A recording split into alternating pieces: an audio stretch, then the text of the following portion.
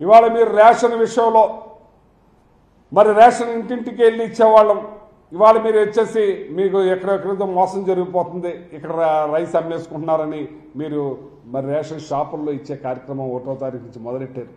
ఇవాళ ఎండలో వానలో మరి తడిసి ఒక అనంతపురంలో ఒక ఆవిడ చనిపోతే, ఇంకో చోట ఒకసారి చనిపోతే ఇవాళ ఎంతమంది అల్లాడిపోతున్నారు ఈ రేషన్ కోసం. కానీ మీరేదో కొండనాలకు మందు వేస్తే ఉన్ననాలకు ఊడిపోయింది అన్నట్టుగా ఇవాళ వైజాగ్లో లారీలు రైస్ని తరలించే కార్యక్రమం ఎన్నిసార్లు పట్టుకున్నా రోజు కూడా పేపర్లో వస్తానే ఉన్నాయి. మీరు మొత్తం టోకుగా సేల్ చేద్దామని చూస్తున్నారా అని చెప్పి నేను అడుగుతున్నాను. మా టైంలో మేము రైస్ పట్టుకునే వాళ్ళం. ఏ నెలకా నెల ఆక్షన్ పెట్టే కార్యక్రమం చేసేవాళ్ళం. 29 రూపాయలు 30 రూపాయలకి మేము అమ్మే కార్యక్రమం చేసాం. ఇవాళ మీరు ఏం చేస్తున్నారు? Seize the ship, start the ship. మరి గోడౌన్స్ అన్నింటినీ కూడా సీజ్ చేశారు. ఏ ఒక్క బస్తా అయినా ఆక్షన్ పెట్టారా అని నేను అడుగుతున్నాను. ఏం చేశారా రైస్ అని అడుగుతున్నాను నేను. అంటే మీరే దగ్గరుండి తరలిస్తున్నారా అని చెప్పి అడుగుతున్నాను. ఇవాళ పట్టుకున్న బియ్యాన్ని మీరు 1 ఇయర్ అయింది.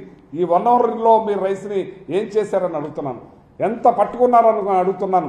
ఇదే మీరు ఎండియూ బళ్ళు మీద చాలా జరిగిపోయింది, చాలా అవినీతి చేసేస్తున్నారు, రైస్ని అమ్మేస్తున్నారు అని అంటున్నారు. ఎన్ని వేల క్వింటాలు మీరు ఆక్షన్ పెట్టారు? ఎన్ని వేల క్వింటాలు పెట్టుకున్నారు చెప్పండి. ఇవాళ మీరు రోజు పేపర్లో చూస్తున్నారు, ఇక్కడ ఇన్ని క్వింటాలు బండి పట్టుకున్నాం, కోనసీమలో పట్టుకున్నాం, వైజాగ్లో 2 సార్లు పట్టుకున్నారు, రాజమండ్రిలో పట్టుకున్నారని చెప్పి. ఇవాళ మీరు ఏంటి మీరు చేసేదని చెప్పి నేను అడుగుతున్నాను.